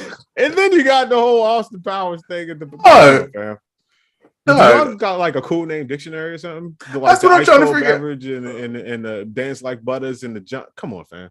Man, put me on, dog. Like, man, what's up with this, man? What are we doing wrong? It's like, why does the whole chat have cool names? Yeah, I ain't gonna lie. This is the coolest name. Yeah, I'm like, what's going on here? He said, sorry for just cutting the comment. Oh, I have no idea, but you got a cool name, bro. Yeah, it's super fire. It's super fire. Wait, what time is it? Because I actually did. Okay, 32. 32. All right, cool. Because I did find, I think, 2 things. I have a question, and then I have a tip. Let's go. The question. I wrote this the other day. I don't even know about this question. At what point do you? Hold on. He says drums, bro. Drums. That's his actual name. Shout out to your parents. His actual name is what? His name is John Ringo Powers. Shout out to your parents, dog. They set you up for success, bro. They did. You sound like a rock star. Bro. Yeah, that's what I'm like, bro. If you had that name and didn't do music, I would be disappointed. I've got blisters on me fingers. That. So this question is not worded the best. At what point do you stop doing it for the passion and start thinking about the money? Yeah, I don't even know. Okay, well, there was a certain point where I think everyone, I don't know about now, but when I started making beats, when we started making beats, when a lot of people in this chat started making beats, you just did it because you love making beats. Mm-hmm. I guess I'm asking, like, when was the point, or what is the point to where you're like, I have to bring some money into this? I think this was more a question to myself, but there was a point. There had to be a point for everybody to where you're like, all right, I just need money. I feel like now, if you start making beats, now you kind of go into it with that mindset. Yeah. Making money. But I guess I'm trying to figure out what my point was, where I was like, yeah. I mean, I feel like a lot of it was to try to get new equipment back then. Because it's like, it was so expensive to get in. So it's just like, what can I do to get to the next step? And that's why I was like trying to sell beats. And then I sold a beat and made a lot of money for being in high school. That's what messed me up. I was in high school and I was making a lot of money selling beats at the time. You know what I'm saying? Like online and just like little random like hood placements. But at the time you could charge mad crazy for beats. And that's when I was like, I can make this much money. And then I started going crazy. And then it started being more of money. And then I had to learn that balance of love it and still make money from it, you know? Yeah, because if you rely too much on the money, the passion part starts to go away. And if the money slows down, and oh boy, it will. It will, especially in the beginning. So you get your footing, the money is going to slow down at a certain point, and you're going to need that passion to fall back on. So make sure you keep equal amounts, if not more passion than you have wanting money from it. Exactly. Because that passion is what gets you through them dark times. You know what I'm saying? Boy. Because like if you have a job and your job's like, I'm not paying you, you're not going to go to work anymore. Music is different. Oh yeah. Bro, how many checks tells you all the time I'm not paying you? Are you waiting for any checks right now? Of course. That's what everybody I know that does music, we're waiting on. And it's not like a little bit of money. It's enough money where I've seen people get shot over this amount of money. I've seen it. I've seen it. So the fact that these labels just playing with my check like this makes me angry. But it's a business we're in. You can fill up a nice side. Yeah. It ain't no Kanye, STEM player too, but it's enough to where you be upset about. Yeah, so it's like a duffel bag, but that toiletry bag is more than enough for that. So if you didn't love music, that'll get you out the game quick. that will take you out the game quick. That's a fact. Yeah, it's just something about it. But that passion, and I still have it. I wish I had I feel like my passion is on 1,000 for music.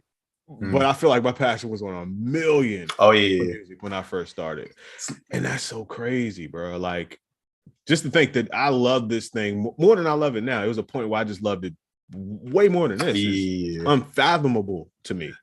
You had the irresponsible passion is the fun one. It's like when you don't really care about the other stuff. Now I got other shit I got to really care about, so it's hard to give that kind of passion. And then when I do other stuff like start stuff, bro, like. Bro, we just talked about it. Like when you lock in, bro, that's like 2 weeks. I'm disappearing, dog. I'm checked out. If I'm on a project, bro, I'm not thinking about nothing else. People got to remind me to eat. You got to I'm making beats, dog. I'm making music, but I only can do that in spurts now because I'm an adult. That's passion. I will say this though, man. Music. Shout out to music. Music allowed me to do one thing that made me feel good in my life. Like, I think I talked about this with you or somebody the other day. People know me to be a little bit humble or whatever, or it's just hard to like brag about yourself. And I know you're the same way. Music was the thing that allowed me to brag without saying anything. Because if you're a quiet person or introverted or something like me, but you kind of got a lot to get off, or you just you don't want to be like, yo, I am dope at this one thing. Music is the one thing that you just hit play. And everything that more than you could have said about yourself and bragging, your music is doing that for you. And people are saying all the right stuff. I don't know. I don't know if I'm like wording that correctly, but music allowed me to get that off. Oh yeah. Oh man, I'm thankful for that too. No, that's real talk. Yeah. Dance Like Butter says, no lie, as long as I can pay the bills, I'm good. Come on, fam. Now, that's... I don't know if I agree about that one. Let's hear it. I mean, personally. I mean, if that's how you feel, of course. But me personally, I felt like that for a while. And then I realized I want this lifestyle. I want a certain lifestyle. I want certain stuff for myself. And if I don't change what I'm doing, I'm never going to get there, because it's like almost in a Kanye situation. You have to force music. You have to force the hand yourself, because nobody's going to let you just get it, because we're all competing for the same thing. I mean, as weird as it seems, if y'all in this chat, we're probably all competing for the same placements. I mean, that's how it is. Me and Oracle compete. I mean, a lot of times we do it together. You know what I'm saying? If we can make the play. But you got to think, we're all competing. You know what I'm saying? Yeah. So it's like, when I realized, like, hey, man, I want a certain lifestyle. I want certain goals that I couldn't be cool with just paying the bills. But I get what you're saying. I'm not saying it to, you know what? I believe that both of you are absolutely right at the same time, equally, because I feel like you feel like, I want this lifestyle, but I also feel Dance Like Butter, as long as I can pay the bills. I feel like that too, because as the lifestyle goes up, these bills go up. I just don't like, what it is for me? I'm weird about wording, because I think the way you word stuff is like, you kind of speaking in existence. So saying as long as I can pay the bills, it's kind of like you're putting yourself. Does that make sense? And that's a weird thing with me, but it's like you're putting yourself in that spot. So no, it does. Yeah. But at the same time, I get what you're saying. It could be that. Yeah, it could be that. Yeah. You know. Yeah. You know what it is? I'm gonna say Dance Like Butter. Just say as long as I'm making music and happy and wealthy. There we go. That's a good medium. You know what I mean? It's very law of attraction. Give you some room to hit. Some more placements. Give you some. Yeah, as long as I'm able to be mildly, extremely wealthy. Yeah. Mildly, extremely wealthy. But it's Dance Like Butter. Dance Like Butter might got like a mansion somewhere, and his bills is just like he just saying like, hey man, I just gotta cover the butlers, the housekeepers, the landscaping. You know what I mean? Fact. You know what I mean? So you're right. You know what I mean? I might could be interpreting that wrong. Facts. Good point on both sides though. Let me hold $20 till taxes. Dance Like Butter. Not $20 till taxes. Not till Friday. Till taxes. Till taxes. You know. That's the next time I'm gonna get some bread. Till tax time. That's the trick. You gotta do a small amount where people ain't gonna say no, and then you gotta do it further enough to where people might forget. That's the trick. Is that the new scam? 20 till taxes? Bro, I got an uncle like that right now. He be like, give me $5. He be like, I ain't got it. Each of y'all give me $1 then. I was like, this man's genius. That man think quick. That's a math whiz. Yeah, I ain't gonna lie. You wait until tax time is over, and then you start asking people that you hold 20 till taxes, and you can run that all year, and then just like ease off of it and get low next tax season. But hopefully, people like, yo, I gave you that 20 in May. I done forgot about it by the time tax season roll back around. Big fact. Let's see who after Kanye is setting the standard sonically. Ooh, that's a good question. I wanted to say, are we talking about like in our current times? Are we talking about like from like yesterday moving forward? Because we were talking about 808 Mafia, but I don't know if that's like too far because they've been doing that for a minute. But that's a very good question. Hold on. Baby Keem, I would say Baby Keem. Definitely. Production is different. It's his own sound. The production is everything done. Yeah, everything's done well. He raps and produces, so I feel like that's a good little. That's a tough one though, because it's like I ain't gonna front. Sonically, it's hard out here, bro. It's like, and I like the janky. I like the ratchet janky stuff. Don't get me wrong. I love it. That's like my wheelhouse. But when you think of Kanye level production, it's like a difference. It's a standard. You know what I mean? To me, Kanye is like, it's very simplified and it's very grandioso. You know what I mean? It's very like two sounds and them sounds are going to take up all the space and it's going to be on some shit. And you pushing the envelope. I don't know how many people are pushing the envelope right now. Nobody. I just feel like there's not enough incentive to do that. Yeah. No one talks about it. No one really champions it until everyone champions it, which I think is trash. It's a lot of bandwagoning going on, which makes producers less courageous. And the less courageous producers are, the more copying we get. And hence we get asked this question and we have zero answers. And that's why. Yeah, that's tough. I don't like that. Yeah. Nah. Yeah, it's kind of a trash situation that we in. Let's fix that. Let's fix that shit right now. Word to John Ringo Bowers. We need to fix that. He said, let me get my arm on. Kanye of today is not my thing. Hey, bro. Hey. That's cool. If you were saying Pharrell of today is not my thing, so if you're saying like a Missy or Tim, that's a fight. That's a fight. I might be a little mad at you. Kanye has done some things that people might feel aren't the greatest. So we with you, brother. Yeah. No judgment here. It's a safe zone here. Safe zone. No Kanye hate slander will go down here. You know what I mean? Quintendo said Mike Dean. Hey, I'll say yes. I'm not mad at it. Yes. I'm not mad at that at all. Another super goat.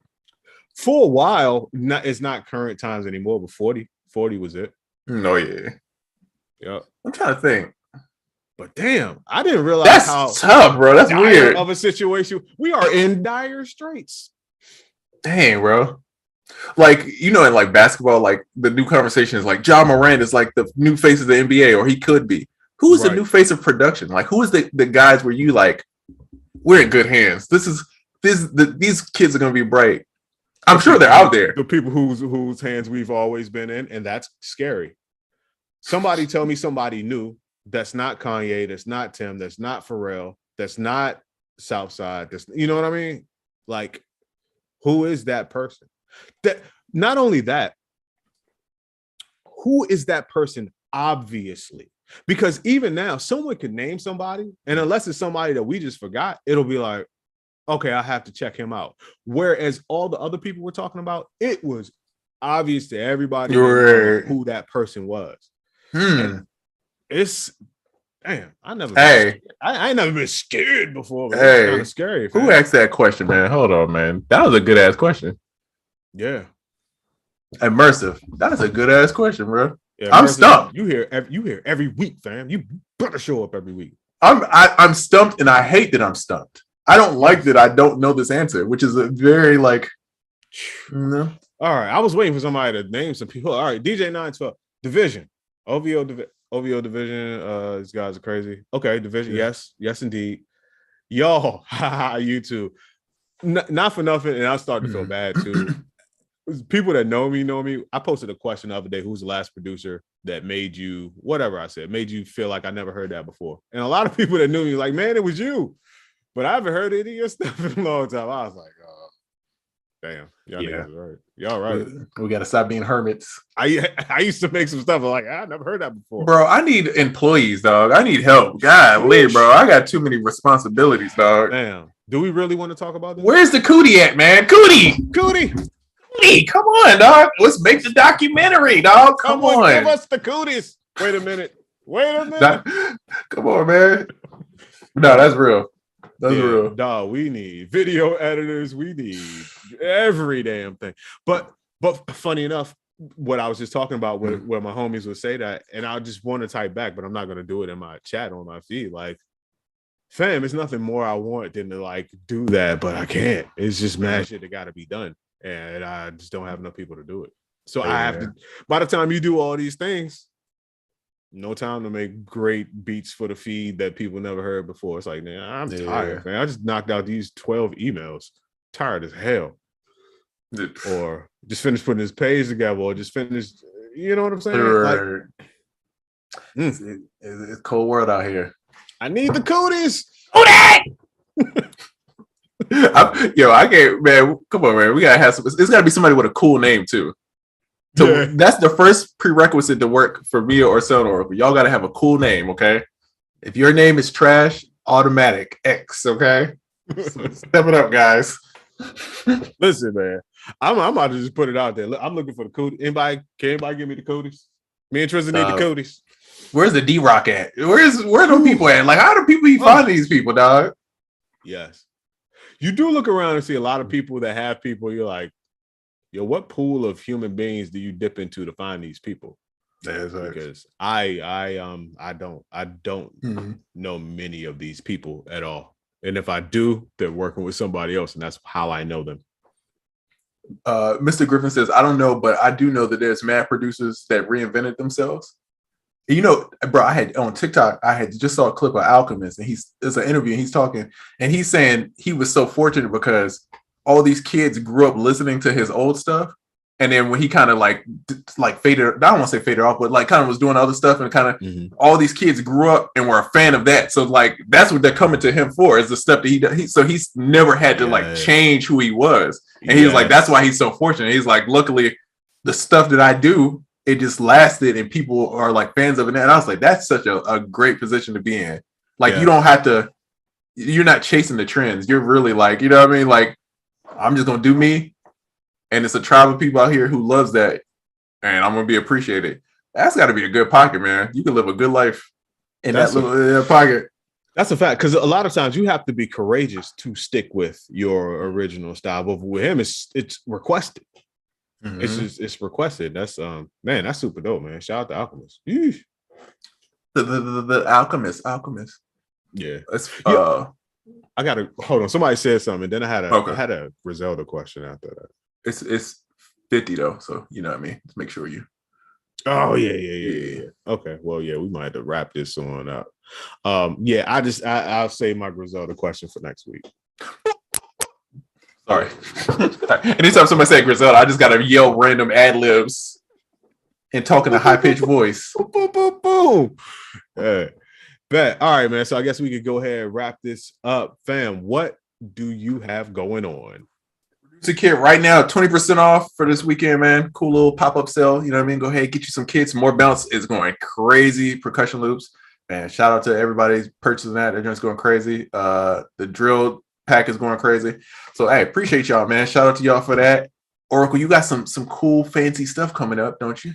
Man, I do, and I apologize to everybody that this latest current release keep getting pushed back like a middle-aged hairline, but it's only detox. Because, yeah, it's definitely detoxing right now.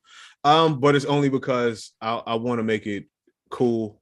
This is the first time I'm doing something for Ableton, and I want to keep this going. So I just want to make it, kind of make it right.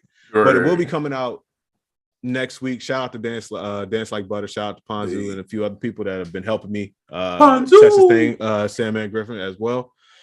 Will be coming out next week. I'm gonna tell you what it is real quick. It is called Cassette Instruments. It is a one-shot kit. It comes as a regular one-shot kit, which we all know about, but it also comes in a Ableton version, which comes in Ableton racks that function like basically like VST instruments, where you could choose the patch and you could choose the presets and the effects and all that in one rack.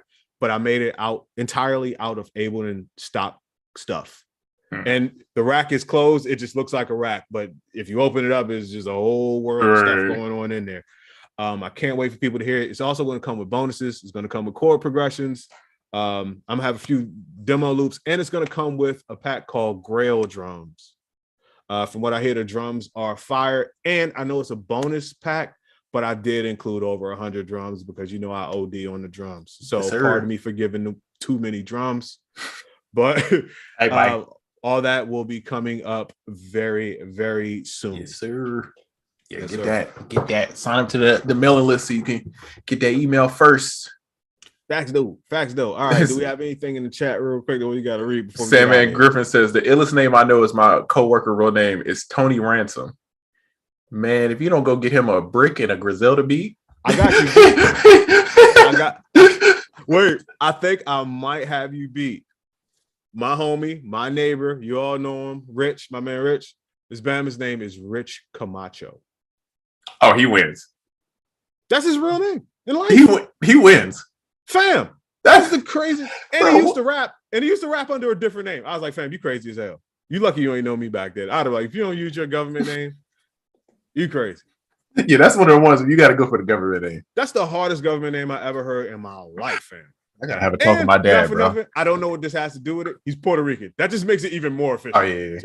I gotta have a talk with my family, dog. My dad's slipping up, bro. First of all, my name is it's mid. It's cool. It ain't the greatest. It ain't the worst. You know what I mean? Also, my dad ain't out here like Daw-less. You know what I mean? He don't know my beats like that. He don't know what chord progression I did. So I feel kind of offended about that. You know what I mean? He ain't telling you, use that one snare. Yeah. That one snare. He didn't tell me to change the Pyrex snare to something else. You know what I mean? You could have stepped in there, Dad. Like, what's going on? Yo, by the way, Dance Like Butter. Hold on.